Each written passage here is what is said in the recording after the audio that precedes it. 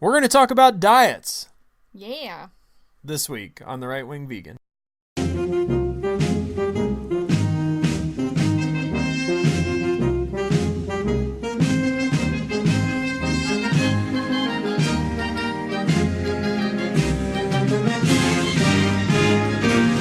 Hello everyone and welcome to The Right Wing Vegan. I am Scott. And I'm Kelly. And we're going to do things a little differently this week.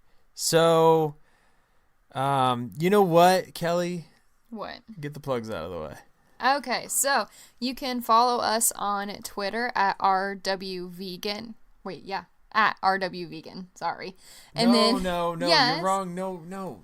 Oh, no, darn Gosh. it. Okay, we got to start over. All Ignore that. Okay, Twitter is at Vegan Wing. Yes. Yes, okay. One day I will figure this out and get it day. right. So, at Vegan Wing. So then you can email us at rwvegan@gmail.com, and you can go onto our website, rwvegan.com. Yeah, and I'm thinking about creating an Instagram. Because I was thinking about doing an Instagram where we could take pictures of, like, food. Food? Like food we eat and stuff like that. Well, I mean, you'd want to do food and political things. Yeah. Or you just want to do a vegan website. No. I mean, I think both would be fine. Here's the problem I have is, like, the left-wing people who would be on the vegan stuff. So, like, if we post all vegan stuff, we're going to get a lot of, you know, hippy-dippy people, right? So, yeah. and that's fine. But they're going to, like, if I post a picture of Donald Trump, they're going to let me have it. Yeah, but this is who we are, so why shy away from it? I get it's who we are, but at the same time, it's like I don't want to create controversy where I don't need to. Isn't our podcast controversial? Our podcast is controversial, but it's just different. I don't know how it's different. It just is. I feel like maybe you're right. Maybe we just need to do both because we need to be an outlet for conservative vegans. And for those you guys people, need a voice. For those people out there that are a minority in the Definitely conservative a minority in the conservative world. So much of a minority that I was listening to one of my favorite conservative podcasts, and then he started like trashing on vegans, and I'm just like, dude, come on, like, man, what are you doing? I know there might be like 3 or 4 of us out there, but us 3 or 4 like you, and we want to listen to your podcast, but we don't want to be trashed for our dietary choices. Yeah. Anyways, so today's episode is going to be a little different because we're not going to talk about politics today. We're not. And I know some people are probably crying because there's a lot to talk about with politics this week. But we're going to take a break. Because we want to show some love to our vegan listeners out there. Some love. I mean, because after all, we are the right-wing vegan. We're the right-wing vegan, and we focus a lot on the right wing, and we don't focus a lot on the vegan. I know, it's feeling neglected. It's feeling neglected. So, and I also, I guess too, I think maybe there's some benefit in us taking some time to explain ourselves a little bit. We did it in the intro, like very briefly. I just wrote all over my hand. You did. I think your pen just exploded. Oh my gosh. I just wrote all over my hand. But yeah, in our introduction, we kind of briefly went into it, but I think there's some value in explaining a little bit about why, who, what, when, how, like all of that information for you guys. And also because I know there are a lot of people out there who struggle with their weight and they have like, and I don't know, maybe they'll find motivation in our story and our... Or, I mean, even just like health journeys. Conditions and... I would encourage people, if you want more information after listening to this podcast, to really reach out to us on Twitter. It's at Vegan Wing. So follow us, message us, slide into my DMs. Because honestly, I really love talking about this, and I love telling people where I eat my protein from. Because that's the number one question. It's the number one question you always get asked when people find out you're vegan. It's just a funny thing. So we're going to go into it. Yeah. So I don't know how we want to how do you want to kick this off this week? Maybe we should kick it off by having a conversation about how, and again, we briefly went into this in the introduction, but how we got here. Or even more, how we got to the point to where we decided, hey, let's try this plant-based thing. Mm-hmm. So maybe that's a good starting point. Yeah, I guess. Okay, or maybe even more talking about the difference between a vegan diet and a plant-based diet, a whole foods plant-based diet, I should say. So they're two different things. They're very similar. The difference being mostly is that and I follow, and so do you, Kelly, a whole food plant-based diet, except I cheat a little bit. But essentially, a whole food plant-based diet is you're getting most of your nutrients from grains, from legumes, from fruits, from vegetables. You avoid oil.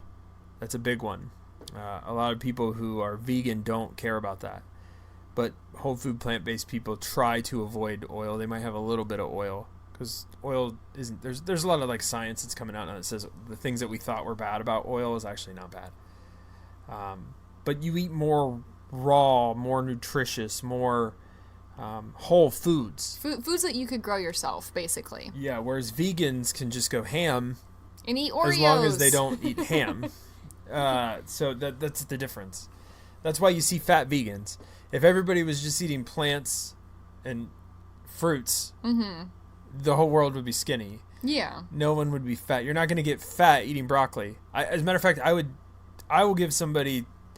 No, I won't. No, we'll make monetary promises. I would challenge someone to attempt to get fat just eating broccoli. Yeah. If all you ate all day was broccoli, you are not going to get fat, right? No. Because of the way our body processes things. So now that I got that out of the way, Kelly, I'm going to start with you. Okay. I want you to tell everybody out there, maybe give a rundown here of how you got to February of this year. So let's just run up your kind of your nutritional your journey. Okay, so I guess you're talking about like my weight journey, food journey. Okay, so I guess you could say my weight journey started in high school. It was in high school I noticed that I had an issue and I needed to lose some weight, and I lost a significant amount of weight I would say 8th grade, 9th grade year. I was just playing soccer a whole bunch more, lost a whole bunch of weight, it was great, everything was good. Let me pause. I'm going to throw in questions as we go along. Okay. So I want you to do the same to me when I'm doing this. So you were playing a lot more soccer. Well, I started playing high school soccer. So previous to that, Sure. I was playing rec soccer. Yeah, it but wasn't high as school, competitive, but high school, it's more regimented. You're going to have two-a-days. more practices. You're going to have more two-a-days. Yeah. At that time, what would you say you were eating? Yeah, I was eating crap because I would come home from two-a-days and I would have a giant bowl of ramen noodles for lunch. And, that's what I did. So I wasn't eating the best, but I was working out consistently. Okay, so then as soon as I stopped playing sports, because I had to start working, I kept the same diet. I kept the same diet. But your activity level dipped very heavily. Dramatically. I stopped playing sports altogether, and I put all of this weight back on. Yeah. So I would say, I probably put on about 50 pounds. 50 pounds. Between my freshman year of high school and my senior year. I think that's normal. Yeah, I think so. I put on a lot of weight when I was in high school, too. And then, started into college, and my whole family decided to go on a weight loss journey together. That's great. We actually started on Weight Watchers, which is a really great program. Very controversial program. It is. And lost a significant amount of weight again, probably about the 50 pounds that I had originally lost, or originally put on. And then I met you, my amazing husband, and you're happy, you're eating food, you don't really care because you're spending time with each other. I was definitely poor motivation at the time. I would say you weren't the best motivation because we were having pizza every night. I think we had pizza at least 4 times a week. Yeah, at least. For sure. We were constantly having pizzas delivered. Sure. Absolutely. And that weight just went back on, and it stayed on for about, probably for about 6 years. 6 years. I would say. Yeah. And then, I know I'm a really bad storyteller, but this past September, so almost a year ago, I committed to changing, because this whole time over this last 6 years, it's like, oh, I'm going to do this. I'd lose 10 pounds and I'd give up on it and put the weight back on. Let's pause here. What was so it's September. Mm-hmm. You've had this turnaround in your mind. You've mentally decided, you know what? I've pretended to commit before and I haven't committed. I'm going to commit now. So it's September. You've in your mind made the decision. What was your weight? You can say it. Okay. No one knows who you are. My weight at that time was 176. 176 pounds. Mm-hmm. Okay. Yeah, so I was 176. Yeah. And which may not sound like a lot to some people, but she's very short. I'm 5'2", so someone of my height, a typical weight or your BMI, you should be between, I think it's 102 and 135, I think which is such what it is. Which is such a wide range. Yeah, it is. Yeah. To be considered a healthy, normal weight. So I was up there, and I was not feeling great at all. I was just miserable, lethargic all the time, just felt weighed down by my food choices. I wasn't in a healthy spot. I was hiding my food I was a closet eater, basically. So I was hiding everything that I was eating from my husband, and it was not a good dynamic. And I just needed to make a change to not only save myself, to protect myself and make myself better, but to protect my relationship as well, because I couldn't go around deceiving people. It was just unhealthy behavior. Yeah. It was more of like, it was basically an addiction at that point, and I had to break that addiction. Yeah. Like, I just had to cut it cold turkey. Yeah, absolutely. And I will say, since then, I have never felt better. Like, I'm so glad I made that decision. So I actually went back on the Weight Watchers train, which really helped me. It gave me a guideline to follow, something that I could use for accountability. Yeah. So it was good having that. Plus, I had you as a great partner, motivating me and keeping me on track. I think one of the biggest issues people have with Weight Watchers is there's a lot of flexibility in the program, in a sense there that is. You have these bonus points, and you know there's no guide. So maybe this is my problem too, and maybe it worked for you, and that's amazing that it worked for you. But I think you had an advantage over some people who do Weight Watchers, and again, whatever works is whatever works. Yeah. But in a sense that I know a lot about nutrition.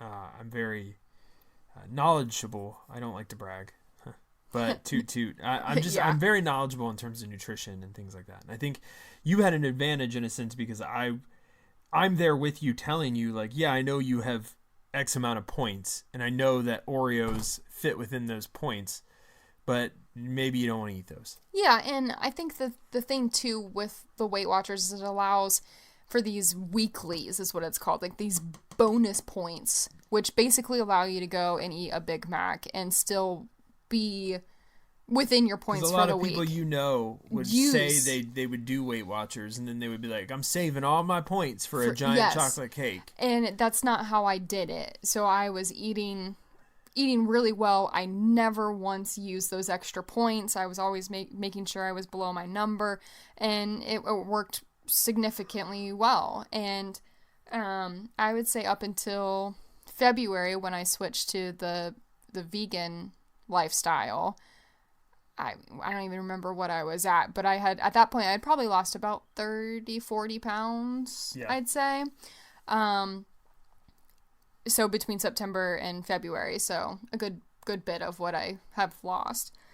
And then February came around, and Scott had already made the switch to a vegan diet and lifestyle. I was resistant because I loved my chicken and my eggs and all of the stuff that I knew I could eat. Mostly eggs. Yeah, mostly eggs. You had a really hard time with eggs. Eggs and cheese. Yeah, eggs and cheese were my go-to. There was nothing like a bowl of scrambled eggs with some salsa on it and just some. Sounds so gross to me. I know, and like a cut-up block of Laughing Cow cheese. Like that was my go-to. Like that was my dinner most nights because I just craved it. I wanted it.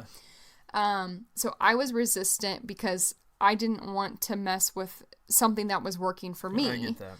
So it's like I'm doing this Weight Watchers thing. I'm eating all this food. I'm doing great. I'm losing weight. And I didn't want to throw a wrench into it and mess everything up.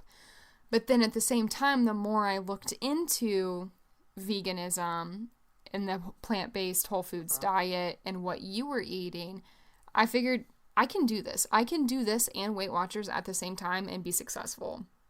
Yeah. And I was. I met my ultimate weight loss goal. I got my little pin from Weight Watchers saying that I did it, achieved my goal, and I've still lost some weight since then. And now I'm down to 128. Yeah. So I want to hit that 50-pound mark. So I've got 2 pounds to hit 50, and it's good. I love it. Yeah.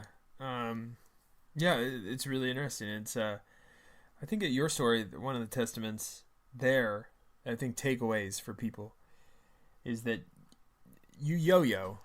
Oh, yeah. But there's this moment, and I have this too in my story. I really do, because I yo-yoed a lot too. But there's this moment of clarity. Mm-hmm. It's like this weird moment that you have in your head. It's almost like a conversation you have to have with yourself. Yeah. It's the moment when everything clicks. Mm-hmm. And it's different for different people. But I often find that there is usually a motivating factor behind it. Yeah. There's usually something that happens in your life that triggers that event to take place in your brain. Yeah, definitely. I think everybody has that moment. Some people it's emotional. Some people it's physical. But everybody has that moment. It's unfortunate that it causes us to get to that point, mm-hmm. to where we have to have these moments that kind of rock our world. And then that's what wakes us up to kind of what we've been doing to ourselves. Yeah. But I think that every person can probably relate to the idea of, I've had success with diets, and then I failed. And then I had success with diets, and then I failed. And then I had success. Mm-hmm. And then they stuck with it. Yeah. So you'll hear a lot of times people will say, well, that's the difference between a diet and a lifestyle. Yeah. But then I often wonder what causes the lifestyle change. And then they'll say, well, it's habits. And there's a lot of truth to that. You do something long enough, it becomes a habit. I eat oats for breakfast. I've eaten oats for breakfast for like 5 years. So now I eat oats for breakfast. Like, that's my habit. Yeah. If I didn't have oats for breakfast, I'd probably be really sad. Oats and peanut butter. It's the go-to. But it's just like, that's the thing. But I do think that's a big part of it. But I also think it's the will and the desire. And sometimes those things are triggered by the events that happen in your life. And you have to constantly remind yourself of that event. Because even if it's the worst event in your life, that's your motivating factor. And you never want to lose sight of what got you to the dance. Yeah, you never want to go back to that point. So whether it's like a serious medical condition or something that's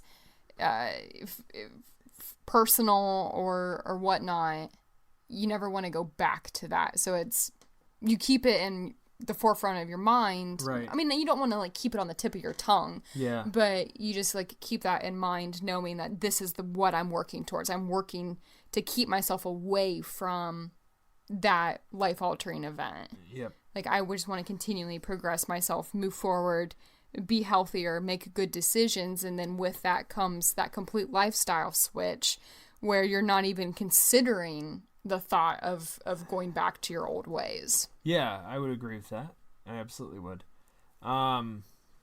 Okay, so that's kind of Kellie's journey. Yeah, so I was a reluctant vegan at first. Yeah. But now I'm fully converted. yeah, absolutely. I imagine everybody's reluctant at first for the same reasons that you are. Mm-hmm. So I'll tell my story. It's kind of weird because my story is long.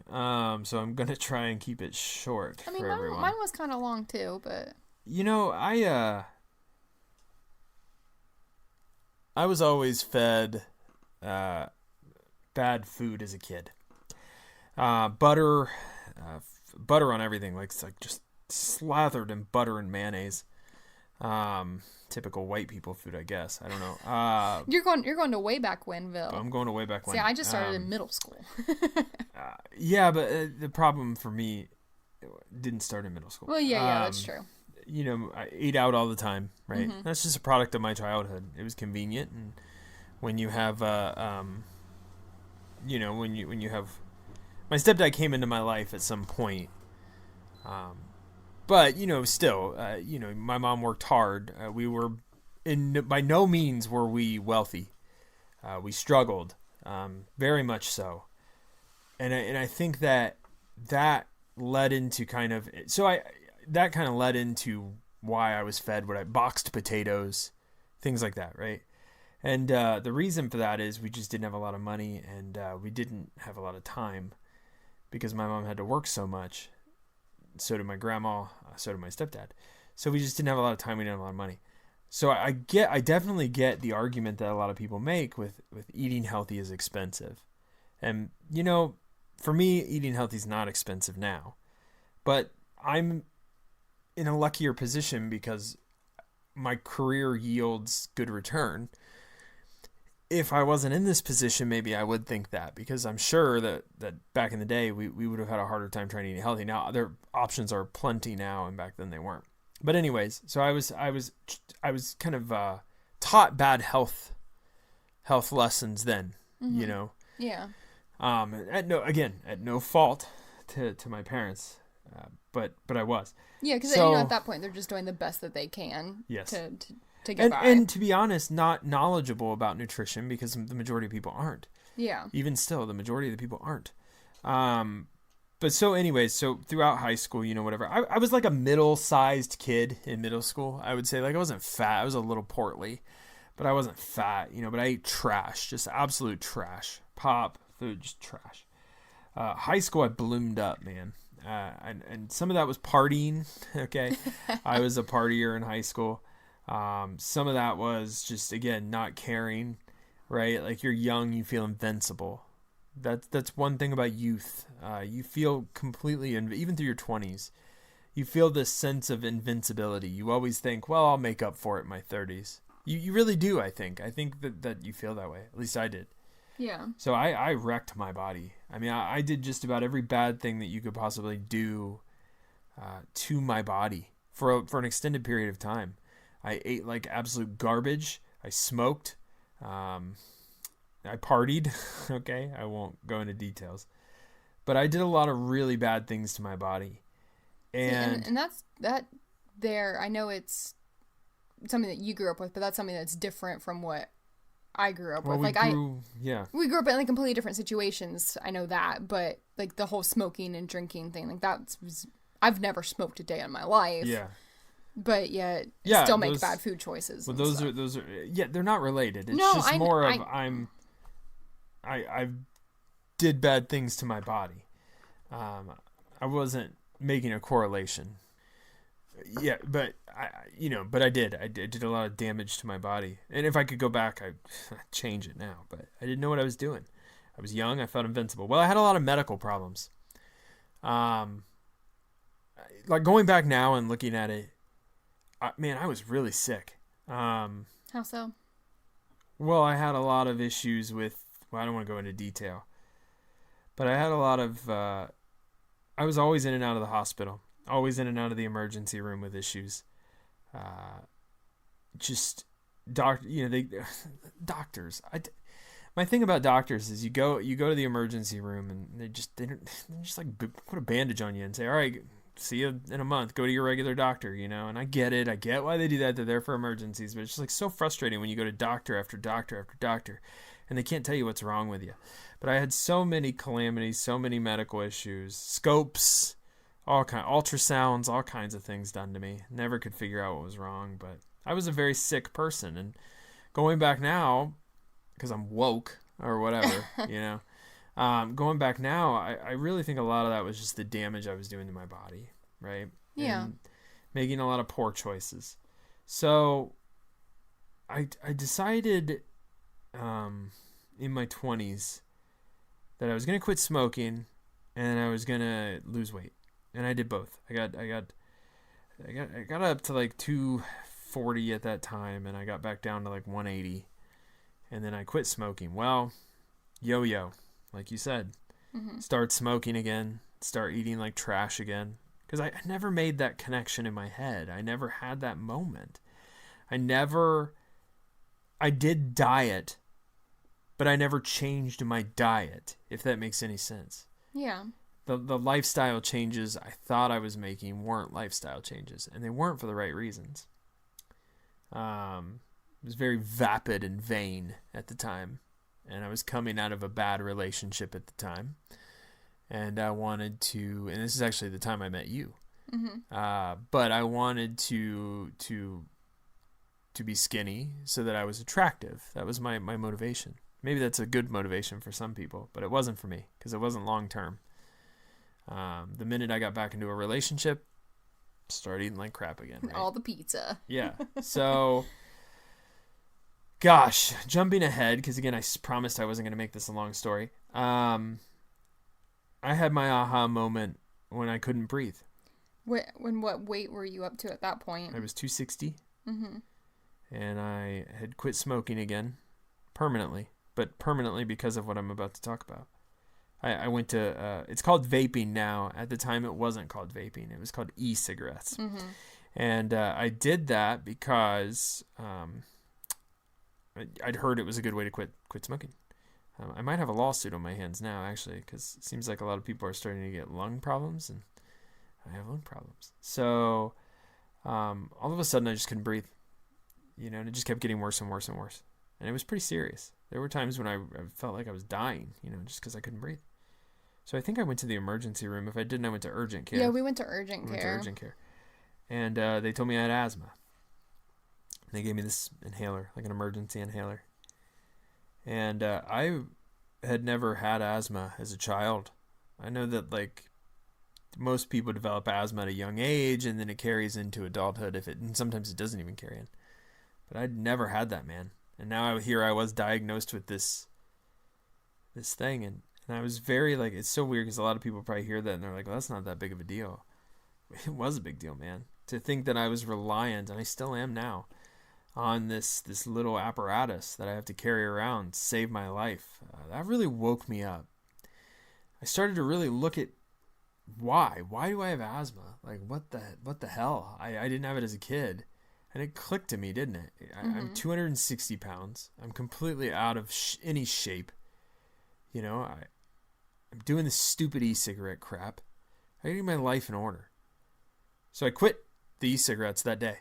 Yeah, which is good because, I'm glad you switched to the e-cigarettes to begin with, because you were smoking almost, two packs a day. Almost 2 packs a day. Yeah. And it might also be the quickness in which you went to 2 packs a day, because it was all of a sudden you just bam, started smoking. Well, I tend to do that. Yeah, it's all about personalities, and I tend to do everything in excess. Yeah, it was out of nowhere. All of a sudden he was smoking, and then it just kept. And and this was probably an 8 month period maybe, where you just went from not smoking at all to just picking it up one day to all of a sudden you're smoking 2 packs a day. Right back in where I left off. Yeah, and so you made the switch to the e-cigarette, which was good, but you were smoking that just as much as you were, or using it just as much as you were the cigarettes. And then all of a sudden you're getting sick, and it was, in a way, I am kind of thankful that you went the e-cigarette route to get this outcome. It's a terrible outcome, but it makes me worried, if you had continued on the cigarette path, would this same thing have happened? I would die. I would be dead at a very young age. Yeah. So it's instead of getting lung cancer and dying from, smoking 2, 3, 4 packs a day, now you just have asthma to deal with, which is, it's terrible. Yeah. And it's not just asthma, because it's a lifelong medical condition that you have now, and inhalers and all that other stuff. Yeah. And it's a pain. But this outcome is much better than the other. Well, sure. And it's managed. I manage it with a steroid I take every morning, and that helps. Yeah. But it still sucks. Yeah, it does. Totally sucks. So that moment was my wake-up moment. And I started with Beachbody. That's where I started. I still use Beachbody today. But and I know Beachbody's an MLM now. But before all that, before they were an MLM, right, it was P90X. That's what I remember. And I wanted to start doing P90X again because I liked it before. So their P90X3 had just come out. And so I started doing that, right? And I couldn't get through even one workout when I started. You know, I had to start slow. And that was a mental challenge. And that's another thing I totally get, because people will say like, well, I can't work out because I get frustrated, or I can't work out because whatever, I can't do it. And I get that, because I was totally there. Like, there's nothing more frustrating in my mind than failure. It's just, especially when you're trying so hard to succeed. But in the beginning, you almost have to accept a little bit of failure, because no one's perfect. But you have to constantly tell yourself that this is a journey. It's not a race. Yeah. Because that was one of the things that, like, again, you want improvement constantly and quick. But you have to realize that in order to take a step forward, you almost have to fall a little bit, and then you can get back up. But now you're a little further ahead, even when you fall, right? You're a little further forward than you were. Yeah, and then that's a lesson too that I'm still trying to learn. It is. Because even though I've lost weight a significant amount, I'm still at the point where I'm struggling with figuring out how to work out, because I do have a couple medical conditions that limit my ability to do things. So, like, I can't do push-ups. I'll never be able to do those a day in my life. But it's a traditional push-up. But it's like finding modifications to be able to do those moves. So, and that's where I get frustrated, because I want to be able to do what everybody else is doing, but I know I can't. Yep. It's a limitation that you just have to accept and grow from. So when you were going through your struggle of not being able to get through a workout, at that point in time, it was hard for me to understand that struggle. But looking back on it now, I totally get it. Yeah, it was a struggle. Absolutely get the frustration. Yeah, and I finally was able to do it, and then I kept doing it, and then I moved on to like T25, and I was doing these Beachbody workouts. I was eating well, I was losing weight, and it wasn't like fast, it was slow, but it was coming off, and it was coming off regularly. And so how did I do that? Well, I started eating lean meats, proteins. I created a ratio for myself where I was like, I can't even remember what it was now, but it's like 40, 30, 30 or something. I think it like was. that. It was something like that. So I did this like ratio: 40% protein, 30% fat, and 30% carbohydrates. And that I did that ratio, and I started getting really into nutrition and all that, timing my nutrition and stuff like that. And I lost a lot of weight. I got down to 155 pounds. So I went from 260 pounds to 155 pounds. Doing Beachbody and watching what I ate. That's what I did. I tracked everything in my MyFitnessPal. I made sure that I was eating under 1,800 calories a day, and I got down to 155 pounds. Yep. Then we got married and we went on our honeymoon, and I got back up to 165 pounds. Yeah, well, I mean, it was our honeymoon. But so. and I've consistently been between. I would say, I'd say 161 and 155. And I've just been in between those two numbers. Yeah, for the past, 3 years now? More than that, I think. Well, I mean, because you got down to 155 right around the time that we got married. Yeah, that's... So, for the last 3 years, I've been maintaining a weight of between 155 to 163. And I'm comfortable either way in those numbers. I've been doing a lot more lifting lately, so I feel like that plays into it. But damn if I can't figure out how to not put on fat when you're trying to put on muscle. I do what I can, but so the vegan thing. So tried vegan before. Yeah, we did. We failed. We failed hard. Very, very badly. And a lot of that was because in my mind, I couldn't get through the amount of carbs I was eating. Yeah. At the time, and this was about 2 years ago, maybe even longer. Yeah, it was before we got married. Oh, was it before we got married? You know, I'd been doing so well losing weight, and then we started doing this, and I'm just like, I am eating so many carbs. I can't do this. I can't. It was that, and we just didn't know how to do it. Like, we didn't know how to make meals, and like, and we even tried ordering what was purple carrot, which was like a vegan food service thing. Yeah. But even those, they were so calorie dense, and I know it was good food. But, I mean, like, some of those meals were over 1,000 calories. Well, even now, I don't like the idea of eating a meal that's over 1,000 calories. No, not at all. And I'm like, I can't do this. No. Not if I'm supposed to eat like 1,400 a day. Like I can't eat 1,000 calories in So, one meal. needless to say, we failed. Yeah. But I started doing a lot more research, and that was because I somehow I ended up falling down a rabbit hole on YouTube, and I started doing all this research on plant-based diets, and then I started looking at all the health benefits and the studies that are kind of out there saying like, hey, you know. And then I started seeing the bodybuilders who were plant-based, and I think that's really what did it for me, because I would see these athletic people and they were plant-based and they were making it work, and that was always my big fear. Was like, am I gonna make it work? And you know, the ethical stuff at first didn't matter to me. Now it does, like, a little bit. Like, I'm not gonna go protest, but at the same time, I do feel good that like the Amazon, like I can be like, well, I'm not doing anything. You know, I'm not buying meat, so it's not me. Yeah. But so I do care a little bit about that stuff. But for me, it was mostly health, man. I started looking at the health benefits and like the risk factors that are reduced by eating and getting your protein from plants. Yeah. From cutting out things like cholesterol and fats. And I know like the keto people who I just, don't get me started on keto. But you know, they would say, well, you need cholesterol. There's good cholesterol. And yes, there is good cholesterol, but your body can naturally produce good cholesterol too. So for me, it was just like reading these studies and kind of doing a lot of research and reading books and doing that stuff. Really, I was like, you know what? I think we could do this. I think I could do this. And so I took the plunge. I said, I'm doing it. I knew Kellie was behind me. I started pescatarian. That's how I started.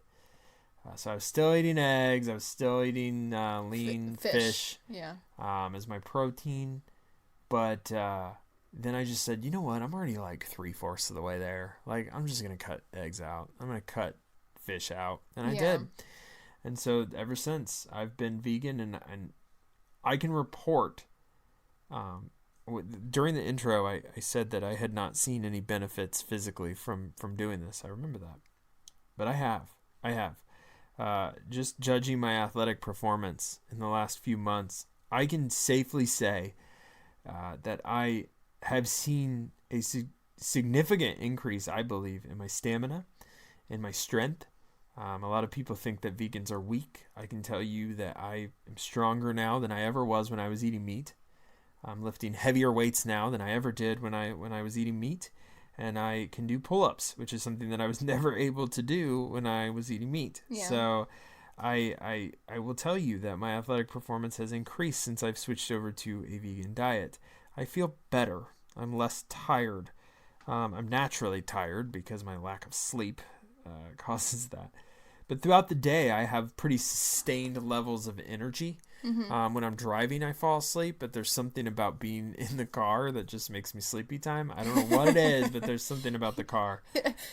I'll be driving and I'm look out. over and he's asleep. It's just the car. I don't know if it's like the vibrations or what. But like at work, I'm not struggling for energy. I never find a point in my day that I'm just like pooped and I need to like I'm consistently able to get through my day. My mood has improved. I don't know if I can only correlate this with the plant-based diet because I've seen these improvements since we started. Yes, and I will agree with you. Like, while I don't have like the physical benefits that you have with working out, because I don't do that. I definitely agree with you on the general feeling of just being good. It's almost like you went through this weird detox, even though detox is a terrible word, but it's like you went through this weird cleansing phase where you just got rid of all the nastiness in your system and you just feel good. Like you're eating good, clean foods, so your body is working well, and it's like this general overall feeling of just like you've never felt better in your life. It's just like clarity and energy, and you're not bogged down by grease and all of that other garbage. You just feel great. Yeah. I think that one of the things that a lot of people say why they would never go plant-based, I hear it all the time, and B, why they don't they don't care about their weight, which is a lie. But the reason why a lot of people say this is because they say, I'd rather be fat and happy. Oh, that's the worst. I would rather be fat and happy. And I think... I had a friend really piss me off with that statement. Posted a progress picture. I was so proud of myself. I met my goal, and I posted a picture online. I was like, I'm going to do this. I'm going to post a before and after. And I got a comment on my picture, and it's like something about how I wasn't smiling or didn't look genuinely happy in my after picture. Yeah. And it really made me mad because it's like, I've worked so hard for this and I've never felt better in my entire life. And then I get this comment about how it's better to eat what you want and be happy than eat nothing and feel miserable.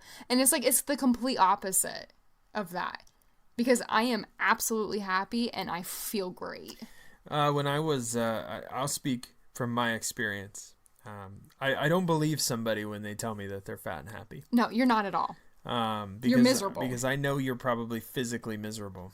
And I know that you have an addiction in a lot of cases when you're very heavy. Oh yeah, you do. It's complete addiction. And no one is happy when they're a slave to something. So you are a slave to food, and you're happy in that moment that you're eating food, but it's temporary, right? Well, and it's like when food becomes the one thing that you fixate on. It's like you haven't even had breakfast yet, but you're thinking about your lunch and your dinner and like what you're gonna get or where you're gonna go to get that. Yeah, you're a slave that meal, food. And it's like that's when you really have an issue. I was speaking from again. I was depressed when I was fat. I was too. I hated myself. Yeah. Every day I was disappointed in myself. You just wake up and you're like, ugh, how did I get here? Well, I didn't care. I hated myself. And getting fat was me killing myself. Mm-hmm. It was a slow suicide. And during those moments of putting that garbage in my mouth, I felt good because I had the stimulus from the food, right? And the triggers in your brain, the endorphins that are released from getting that fix. I was getting my fix. Yeah. And I felt good in those moments. But those were truly the only moments that I felt good. Yeah, it's temporary. Because I hated myself. And I will tell you that every smile that I had when I was fat was a veiled fake smile. It wasn't real. I wasn't happy. I was miserable, and that's why I kept eating. And I would challenge individuals who are incredibly overweight to honestly tell me that there isn't a little bit of that inside of them too. Yeah. And again, I'm not saying that all fat people are depressed, okay? Because Santa Claus is fat and he's jolly as hell. Yes. But what I'm saying is just that, okay, if I take a skinny picture of myself and I'm not smiling, but I'm smiling in a fat picture, that smile was me, happening while I'm killing myself. Yeah. This frown that I have now is not a frown. On the inside, I'm incredibly happy because I'm proud of myself and I'm sure of myself. Yeah. And I know that I'm doing the best that I can, and there's a certain satisfaction that comes with success. Mm-hmm. And I get that every day. Every day I wake up and I look in the mirror. Every day that I am able to put on a small shirt or a medium shirt, or I'm able to button my 32 pants. That's a success, right? Yeah. I can walk endlessly. I don't get tired. I don't get out of breath. I can walk. Okay. I can run.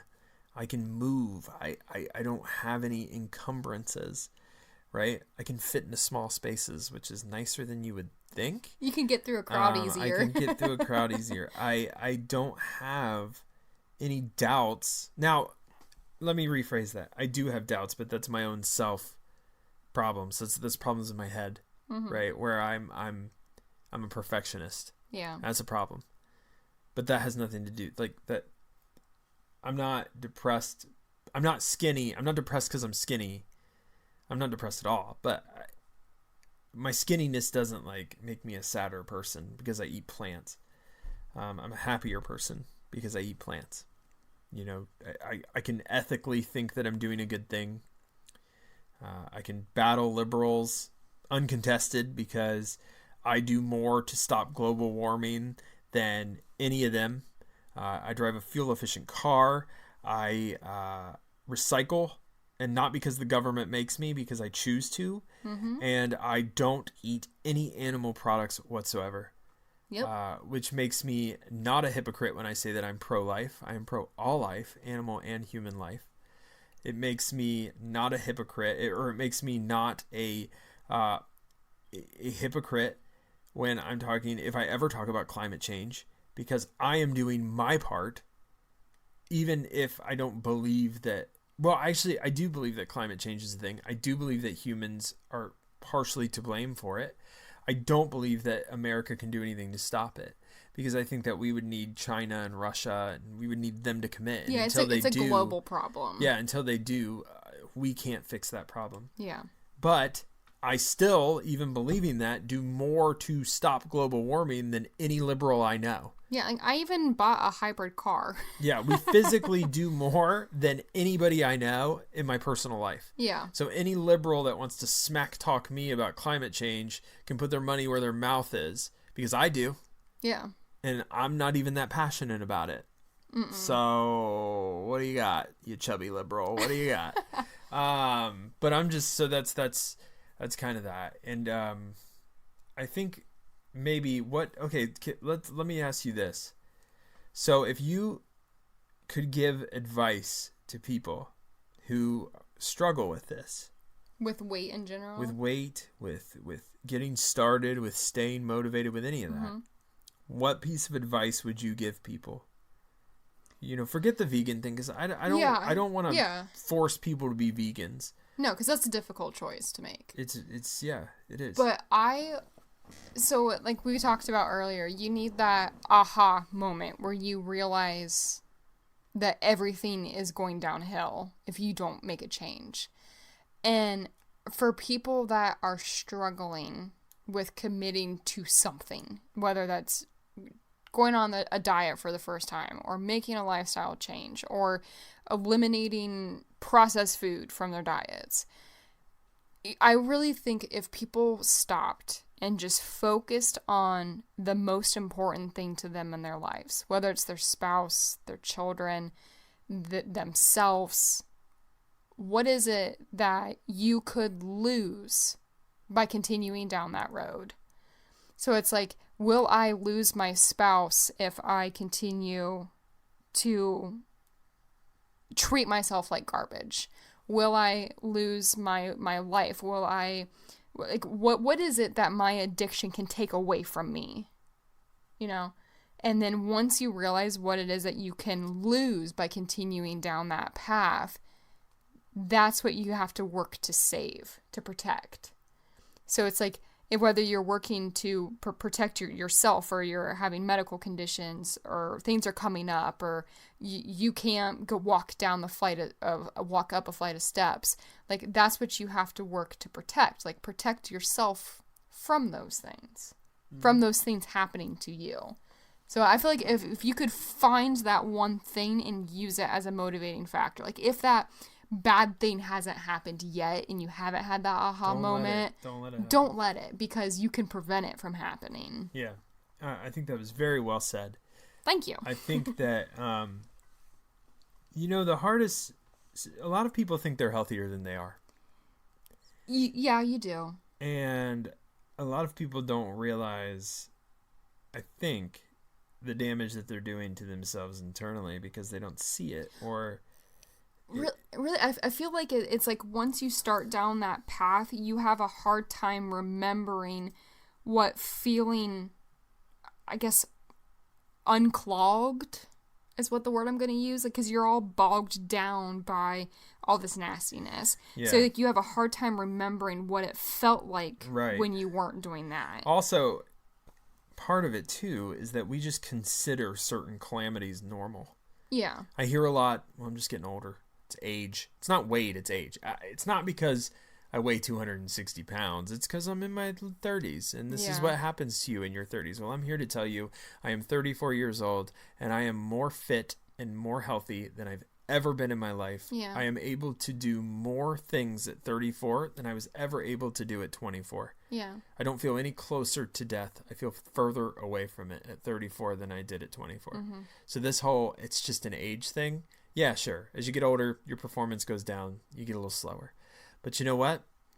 Maybe it is a diet thing. You know, maybe a man isn't supposed to weigh 260 pounds. Yeah. And this is another thing I could go into. You know, there's several paths that my brain is taking right now. I'm like, I don't know which one to get on first because I know we're going to have to end soon. We might have to do a part 2. I know a lot of people who have heart issues or high blood pressure. High blood pressure is definitely like the one. Oh, yeah. High cholesterol, blood pressure. Yeah. I know lots of people. And so many people just think that's normal at their age. I don't have high blood pressure. And I'm older than a lot of these people. I don't have high cholesterol. Yeah, a lot of my friends' spouses are battling this. They're on medication for it. Yeah. I mean, just some statistics, which everyone will think I'm making up, but I'm not. Red meat, one serving of red meat a day raises the risk of high blood pressure by 22 to 30%, regardless of your body weight and regardless of how many fruits, vegetables, and whole grains you eat. Wow. Because of the fat, the cholesterol that's in red meat. It elevates your blood pressure, plus all the stuff that the cow is eating. Yeah. And it's being fed to the cow to make the cow more of a growth. There are some things that really pushed me that direction. The hold that the dairy and meat industry have on marketing. You think you're making choices, but you're being guided towards those choices by companies who are marketing to you in ways you don't even realize from a very young age. And I hate that, man. I hate feeling like a sheep. Yeah. It's like, to me, there's no greater motivator than knowing that someone is trying to influence the decision that I'm making. That's going to push me the other direction more than you freaking know. Yeah. I took a class on this, like marketing of food to kids. And it's startling. And it's not something that's isolated to just one area of the world, like limited to the US. Like, you have kids in places all over the world that are seeing Ronald McDonald, and Ronald McDonald's coming to your school, and like it's just crazy. Like, you get a hold, or these food marketers get a hold of kids at such a young age that they don't even realize it's happening to them. They don't. And they do it in schools now. You know, you see Donato's Pizza in your school, and you see pop machines in your schools. And it's behaviors, as habits and behaviors that get established when you're young, and it follows you into adulthood. Yeah. You don't have the chance to learn healthy behaviors. No. If you want to read some good books on this, Marion Nestle is who you want to look up. She's written some great books on how corporations and the meat and dairy industry market to children, and it's a really interesting read. Some of her books, she has a few. I think too, outside of that, like, okay, so everybody thinks they have high blood pressure. There are stigmas that are associated with being a man and eating meat. Now I'm going to get very left wing on you. I'm going to sound like a liberal. Just don't say soy boy. We've talked about that. I'm not. But I want you to know that this is real. I currently live this.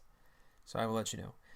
It is perceived that I am less of a man because I choose to eat less and because I choose to eat plants.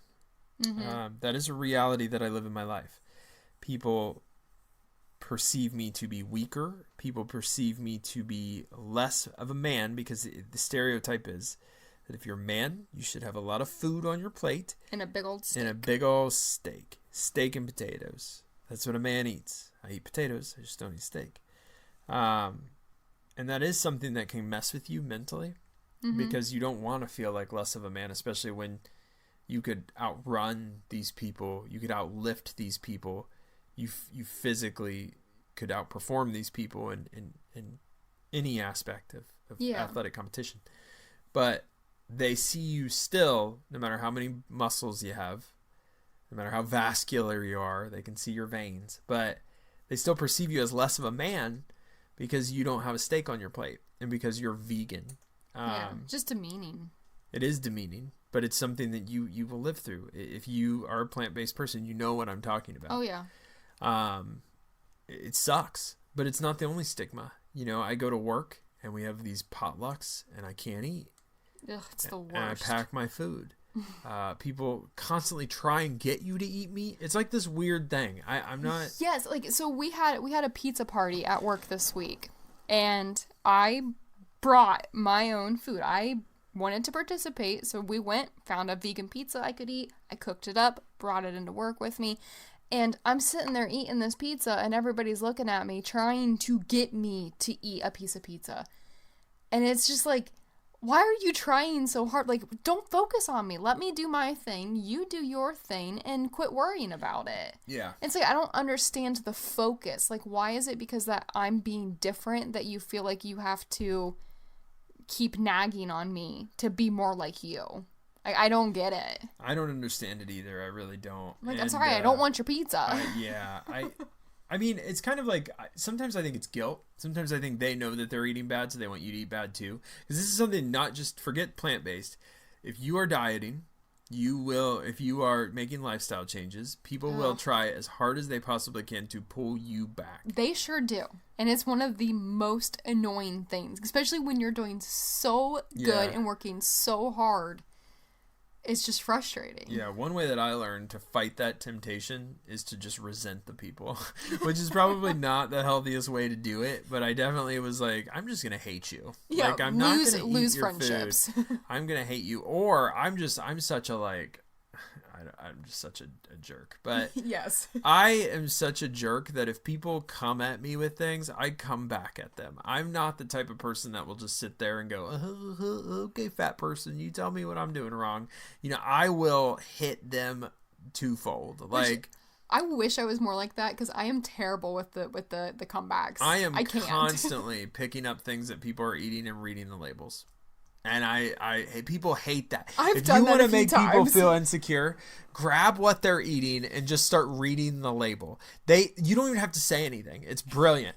If you just read the label, they instantly get defensive. Well, yeah, like, so I brought in chips to this potluck thing, or this pizza party, because I'm like, oh, here's my way of chipping in. So I brought in chips. Literally. Bag of Doritos for this.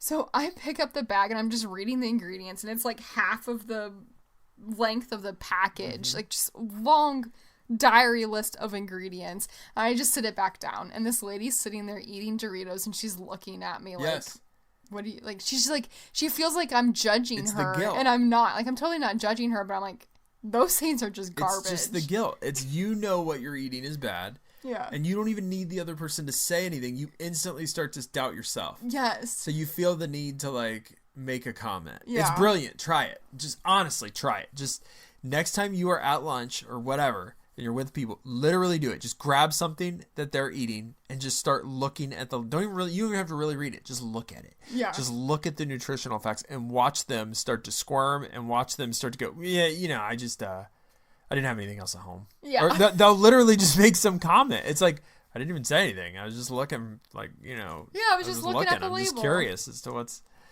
in this. It's fascinating. Yeah, it's fascinating. So I love doing that because I love making people insecure. It'd be an interesting social experiment to do. Yep. People. So one thing I haven't been able to give up. I'm getting better. Is diet pop. I've given up every other vice that I have in the world. I've given up. I can't give up diet pop. It's like the one vice that I've kept.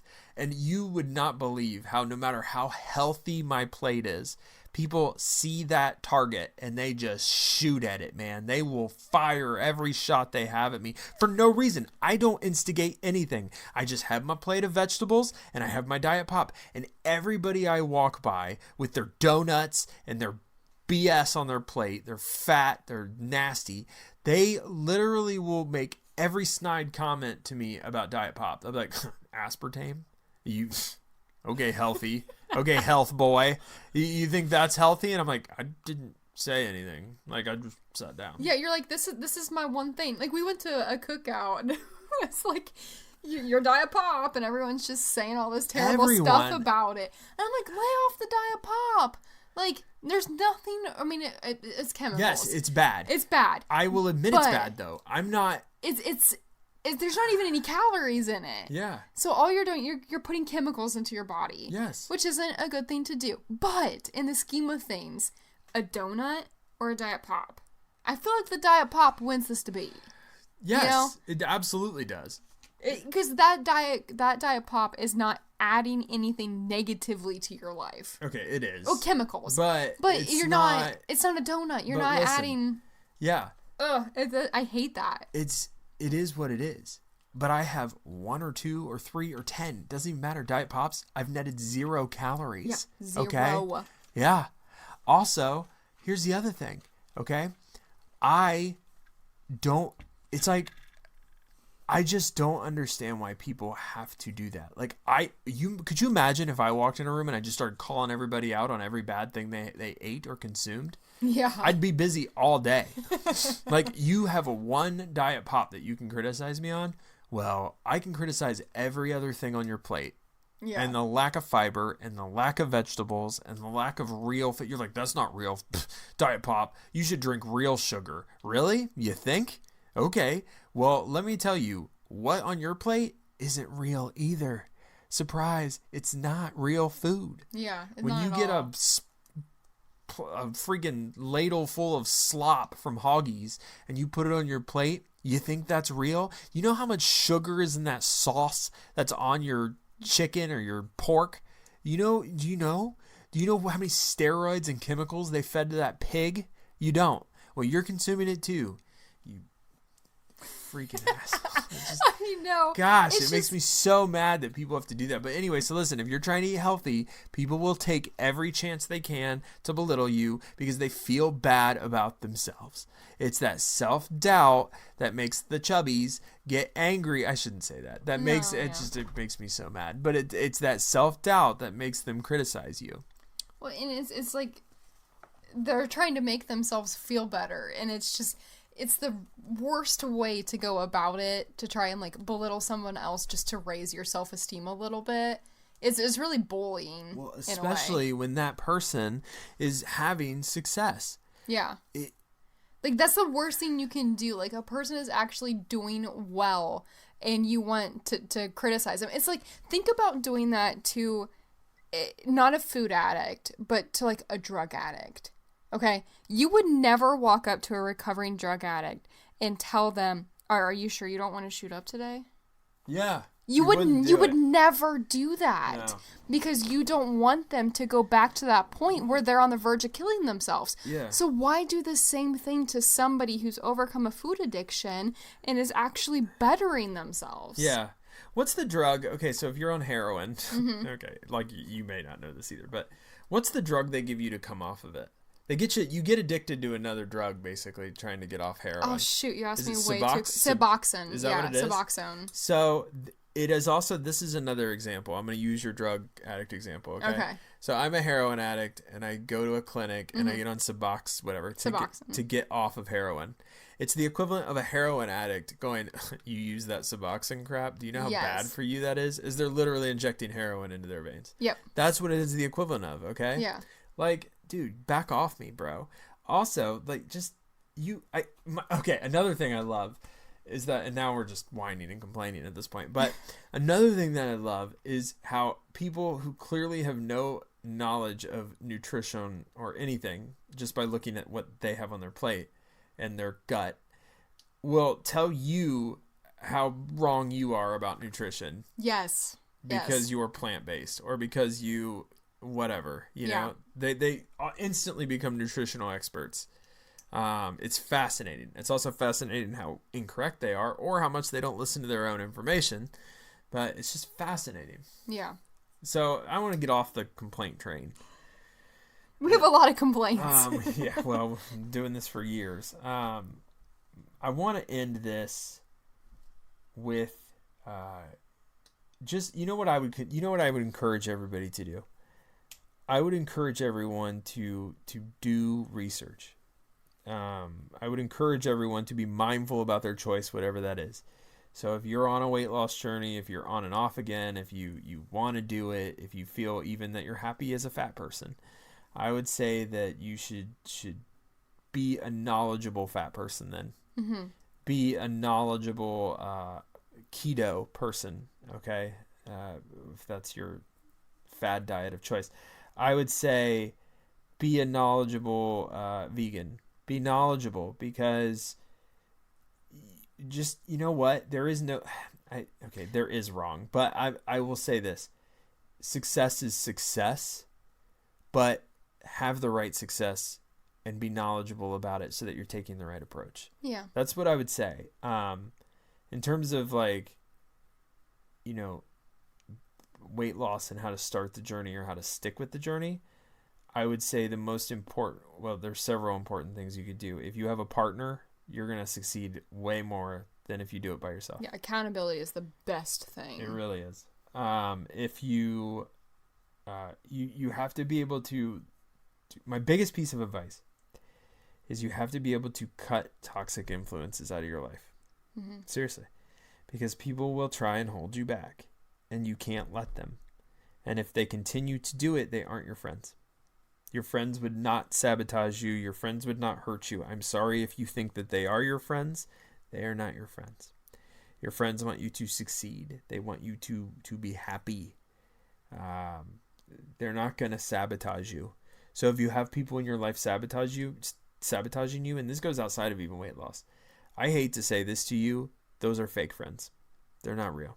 You need to get those people the hell out of your life. You need real friends. Or just be alone. Read a book. Be a loner. Sometimes you get a lot more success out of just reading a book. Okay? Yeah. But I would say that's a huge piece of advice. It's kind of like when you watch the diet shows or you watch the stuff. They don't tell you that. But that's something that you need to know, is that people will try and hold you back. You learn who your fake friends are in this process. Mm-hmm. Through any process of growth, you tend to learn who people who really support you are. This is definitely one of those things. And I think it's the key to success. If you're able to bat those people off, you're going to succeed. Because those are the people that are going to cause you to fail. Because they feel bad about themselves, not you. If anybody criticizes you for doing anything that improves your health or well-being, then F those people. F them, okay? Let them stew in their own misery, because they don't care about you. They don't care about you. And you need to realize that and understand that. And you need to be able to kick those people to the damn curb where they belong. People, I hate that, man. People should never sabotage people. And the people that do are scum. They're scumbags. And you need to know that these are not good people. Good people want you to succeed. Like you said, you would never taunt a heroin addict for not using heroin, okay? Yeah. I think we can all agree that's not a good friend. Mm-mm. It's the same thing with weight. Because the heavier you are, the more susceptible you are to heart disease, the more susceptible you are to other problems. You're more likely to get cancer. It's bad. Yeah. The fat acceptance thing, I could do a whole episode about how trash this fat acceptance movement is. I could do a whole hour and a half about how these people are the dirt worst, okay? These people that are pushing this fat acceptance thing. Just terrible. It's garbage. These people are they're garbo. They're garbage. Garbo. Throw them out, okay? Because that is not... loving yourself is different than fat acceptance. Fat acceptance is bullcrap. Because it's these people are killing themselves. They're the reason that the healthcare is so high. And you want to know why healthcare costs so much in this country? It's because of stuff like that. Okay, it's overindulgent. It's ridiculous. But I won't talk more about it. That's it. I'm done. Done with the fat acceptance stuff. Okay. I think we got to end the episode. The other thing to point out for the end of this, like wrapping it up, is just start somewhere. That's true. You do. Absolutely. You just have to start somewhere. Whether it's starting small or jumping in with both feet, you just got to start somewhere. You have to. So you cut out the pop, or make a change to cut out fatty foods, or to stop going to McDonald's for breakfast. Like, just make one change and go from there. And success creates momentum. So if you make one small change and you start to see success, you're going to be motivated to make bigger changes and different changes. Yeah, that was all I wanted to add. I would agree with that. Yeah. All right, we're going to wrap this up. I want to wrap this up by saying that if you have any questions, reach out to us. Please. Please email the show at Vegan Wing. Follow us, direct messages. I will answer any question about nutrition, about veganism, about weight loss. I'll talk about my journey. I would even be willing to help coach people. If you want it, I'm kind of in the process of getting certified as a nutritionist. Yes. I have done it. So I will help you through it. Even if you just need somebody to talk to about like weight loss things, I am more than happy to be in contact with you. Mm-hmm. Because I love helping people. I really do. I love helping people work through this. Yeah, you helped me. I know. I love it. And it's something I'm passionate about. So honestly, direct message the show and we will help you. We will work with you through this process if it's something that you're serious about. And we'll just give you all of our secrets and our tips and our tricks and all that crap. And I won't even try and sell you wraps. I won't even try and sell you plastic wraps to rub around your tummy. Yeah, because you won't need them. I won't try and sell you a magic shake. I'll literally just tell you what I did step by step. So that's what I'll do. So anyways, you have anything else to add? No, that was it. All right. Well, thank you for listening. We'll get back to politics next week. We'll try to make a balance. At some point, we're going to have to make a balance, but so much stuff just keeps happening in politics. It's hard not to talk about. We didn't even get to talk about Ileana Omar and her secret love we affair. should do, instead of a weekend update, we could try to do a weekend episode. We could try. We've got a busy weekend. Yeah, we'll try. But thank you for listening. Again, apologies that this episode's a little late, but busy life. All right. So thank you very much, and we will see you guys again next time.